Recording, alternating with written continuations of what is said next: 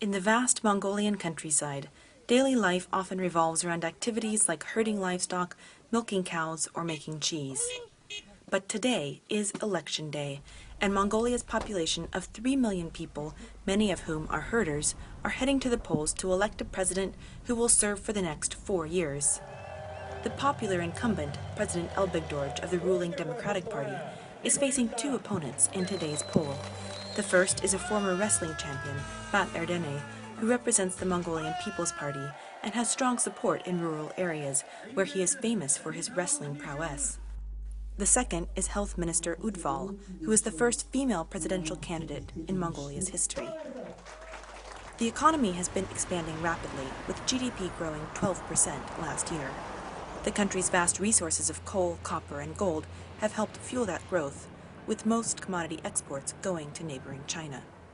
However, for many voters, Mongolia's mineral wealth has become a source of discontent.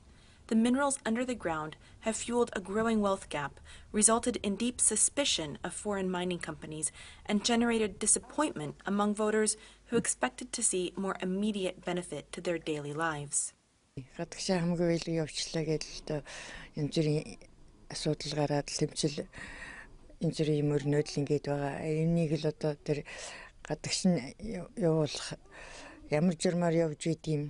Whichever candidate wins today's election will play a major role in determining the future of Mongolia's mining development, and once in office will be handling a major rewrite of the country's current mining law. Mining is important because it's 90% of our economy. Every revenue coming to the country. Mining is also important because that big revenue, the revenue itself, but the unequal channeling of this revenue, inequality in the country, that's the issue, and that's the major issue of this election. Another key theme is corruption.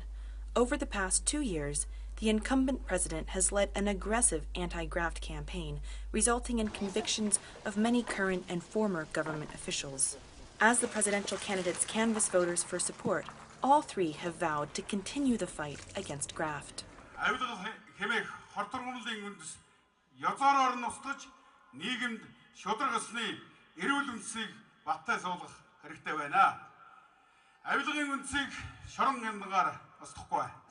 The incumbent president is widely expected to win today's election.